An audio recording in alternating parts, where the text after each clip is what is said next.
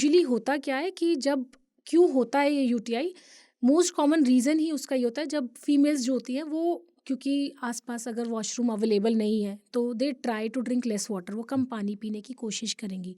जब वो ऐसा करती हैं तो देखा गया है कि उसके बाद उन्होंने बाहर का वॉशरूम जो भी पास में मिला, क्योंकि उन्होंने यूरिन रोकने की कोशिश की, तो वो चाहे अच्छा है या गंदा वॉशरूम है उन्होंने यूज़ कर लिया, और तब उन्हें अक्सर ये इन्फेक्शन हो जाता है। तो तो सबसे बड़ा कारण यही है कि जो बाहर के घर के वॉशरूम से इसका मतलब यूटीआई नहीं होता है, आप ये कह रही हैं? घर के वॉशरूम से यूटीआई तभी होगा अगर घर में किसी और को वो इन्फेक्शन है, उसने आपका अच्छा, बाथरूम यूज़ किया और आपने बिना क्लीन किए वही वॉशरूम को यूज़ कर लिया तो। तो मोस्टली ये ट्रैवल करते हुए बाहर। Most commonly yes. हुँ, या फिर जो वर्किंग वुमेन है they are suffering a lot, hmm, क्योंकि स्पेशली उन जगहों पे मुझे लगता है कि और भी ज़्यादा कॉमन है जहाँ मेल और फीमेल दोनों ही उस वॉशरूम को यूज़ करें, बिकॉज मेल्स की देखा गया कि हाइजीन प्रैक्टिसेस उतनी अच्छी नहीं है जितनी फीमेल्स की होती हैं। नहीं उनके ऑर्गन भी अलग हैं। करेक्ट, हुँ, डेफिनेटली, क्योंकि मेल्स का जो रास्ता है वो लंबा होता है hmm, as compare to females. Females का जो यूरेथ्रा है वो काफ़ी छोटा होता है and it is very close to बाकी के रास्ता, जैसे जो उनका पॉटी का रास्ता है, जो वजाइना है, तो सारे रास्ते आसपास हैं।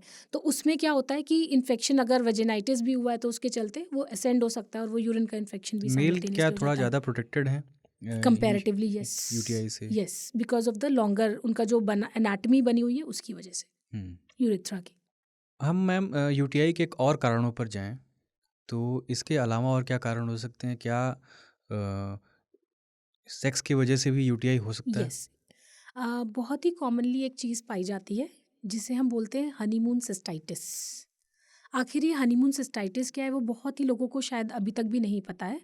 जब यूजुअली जब फीमेल्स मैरिड होती हैं वो घूमने जाती हैं, अगेन उसमें देखा गया कि फर्स्ट टाइम इंटरकोर्स हो रहा है तो उसके अंदर their organs are very sensitive, और वो हाइड्रेशन भी उतनी अच्छी नहीं हो पाती है उस टाइम पे बिकॉज ट्रैवल कर रही होती है।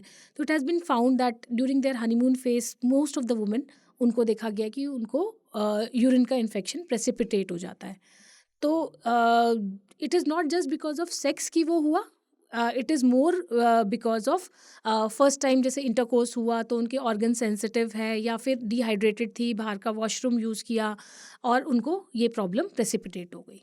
अगेन इसमें ये भी पाया गया है कि अगर हस्बैंड को सपोज इन्फेक्शन है और वो उसको पता नहीं चला infection, and then they if they have intercourse होता है तो भी उन्हें इन्फेक्शन होने के चांसेस होते हैं। आप कह रही थी कि हाइड्रेशन मेंटेन नहीं हो पाता है।